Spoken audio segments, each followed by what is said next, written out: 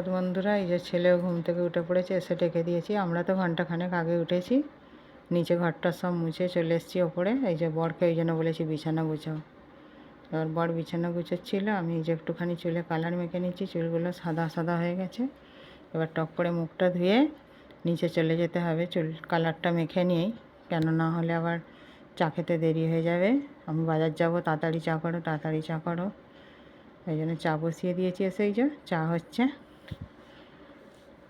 এই চাটা হয়ে গেলে চাটা দিয়ে দেবো, দিয়ে আর বসার টাইম থাকবে না। আবার তাড়াতাড়ি রান্নাঘরে এসে রান্না করতে হবে, কেন খেয়ে দিয়ে যাবে। সকাল থেকে মোট কথা তাড়াহুড়ো শুধু।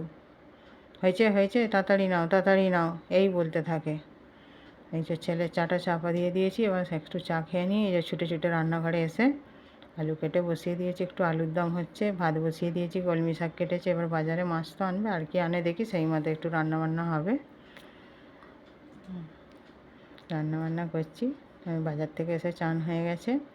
এই যে চান করে একটু পুজো করছে, কারণ আমার রান্না করে তো পুজো করতে করতে অনেকটাই দেরি হয়ে যাবে, আর ঠাকুরগুলো অভুক্ত থাকবে। ওই জন্যে পুজোটা করে দিচ্ছে। আমাকে বলবে কেন 10টার সময় পুজো করে দেবে, 10টায় কি পুজো হয়? বাসি তো কাজ, ঘর পোঁছা হয়ে গেলেও আরও অনেক কাজ থাকে, জামা কাপড় ধোয়া, কাচাকুচি। চান করে পুজো করে কি আবার ওগুলো কাচতে ভালো লাগে?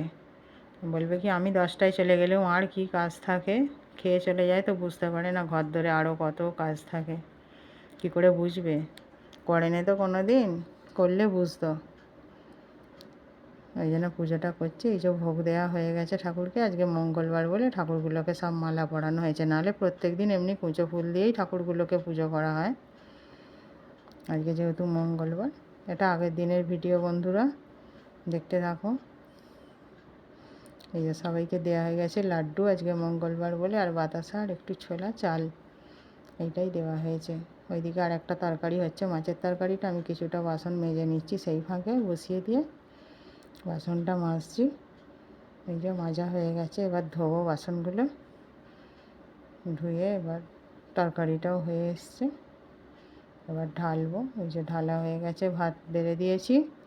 আমার ভাতটাও বেড়ে নিয়েছি, একসাথে খেয়ে নিই, কেন এরপর আবার বেরোবে, টিফিন গুছিয়ে দিতে হবে, জল ভরে দিতে হবে।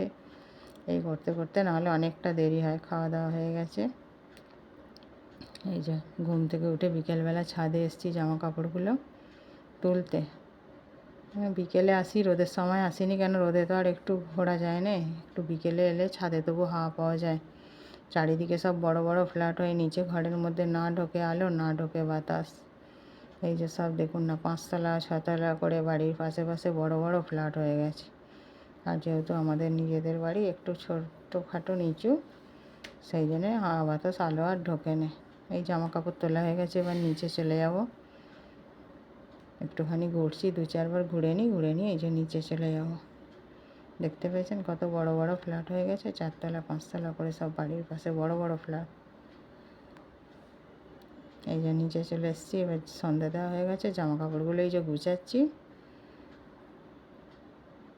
জামা কাপড় গুছানো এই যে হয়ে গেছে, আবার নিচে যাব।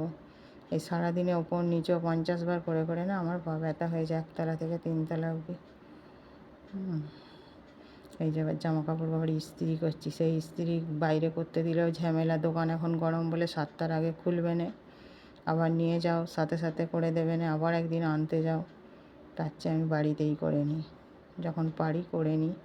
কষ্ট হলেই আর কি করব, এইটাই তো আমাদের কাজ মেয়েদের, তাই না? এই যে ইস্ত্রি করছি। আজকে অবশ্য অল্পই জামা কাপড় আছে, আর একটা জামা আছে, কিন্তু আর ভালো লাগছে না শরীরটা আজকে।